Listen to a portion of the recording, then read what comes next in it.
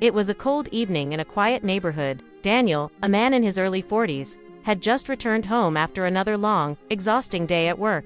He lived alone in a modest house at the end of the street. His life had become a predictable, routine wake up, go to work, come home, and repeat. Daniel wasn't unfriendly, but he wasn't close to anyone either. Years of loneliness had made him somewhat distant. After a painful breakup in his past, he had convinced himself that some people were just meant to live alone.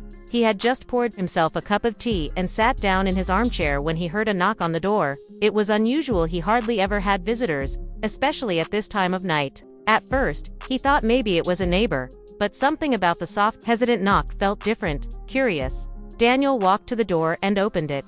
Standing there was a little girl. She couldn't have been more than 7 years old. Her hair was messy, her clothes were slightly worn, and in her hands she held a small backpack that looked far too heavy for her tiny frame. Her big brown eyes looked up at him nervously. "Are you Mr. Daniel?" she asked quietly.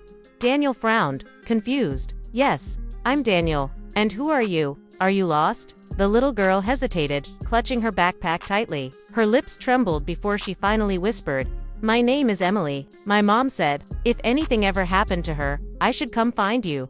Daniel felt his chest tighten. "Your mother told you to find me?" The girl nodded, her eyes filling with tears. She said, "You're my father." Daniel's world seemed to stop in that moment. For years, he had lived with the memory of Saratha, woman he once loved deeply but lost because of mistakes, distance, and choices they both regretted. They had parted ways without closure, and he had never heard from her again. Could it be possible? Could this little girl standing on his doorstep be Sarah's daughter? His daughter? Shaken, Daniel gently invited Emily inside. He offered her something warm to eat, but his hands were trembling as he set the plate in front of her. As she sat there, quietly nibbling on the food, Daniel tried to keep his voice steady. "Emily, where's your mom now?" Emily lowered her head, her voice breaking. "She got really sick. She told me, before she died, that I should find you. She said you'd take care of me." Daniel felt like the ground had vanished beneath his feet. Tears burned his eyes. He had so many questions. Why hadn't Sarah told him? Why had she carried this secret for so many years? And now, here was this little girl, lost and alone, looking at him with hope in her eyes. Emily slowly unzipped her backpack. She pulled out a folded piece of paper and handed it to him. With trembling hands, Daniel opened it. It was a letter from Sarah. Her handwriting was still the same, delicate yet firm. In the letter, Sarah explained everything: how she had discovered she was pregnant after they separated, how she had decided to raise the child alone, and how she had never wanted to burden Daniel with responsibilities he hadn't chosen. But when she realized her illness was getting worse, she had no choice but to tell Emily the truth. On the back of the letter, Daniel found a small, faded photograph. It was of him and Sarah, taken years ago when they were young and happy. Written underneath, in Sarah's handwriting, were the words, "For Emily, so she always knows who her father is."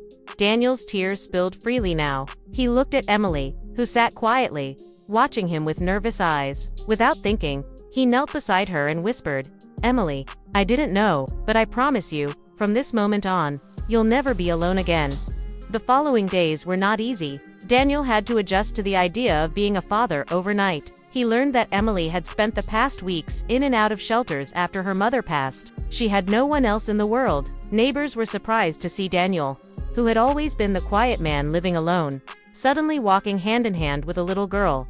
At first, people whispered. Some questioned if he was capable of taking care of a child. But as days turned into weeks, they saw the change in Daniel. The man who once lived in silence now laughed, cooked meals for two, and hurried home from work because someone was waiting for him. Emily slowly began to open up too. She started sharing stories of her mother, how she used to sing to her, how she always carried that photo of Daniel with her. Every memory was bittersweet, but it helped Daniel feel closer to Sarah again, and more determined to honor her by being the father Emily deserved. One evening, Emily crawled into Daniel's lap, holding the photograph of him and Sarah. "Mom said you had a kind heart," she whispered. "I think she was right." Daniel hugged her tightly. His heart finally filled with something it had been missing for years: love, family, and purpose. That knock on the door had changed everything. What began as a quiet evening for a lonely man ended with the discovery of a daughter he never knew he had. Emily's secret had left him speechless, but it also gave him a reason to live again. From that day forward, Daniel vowed never to let her down.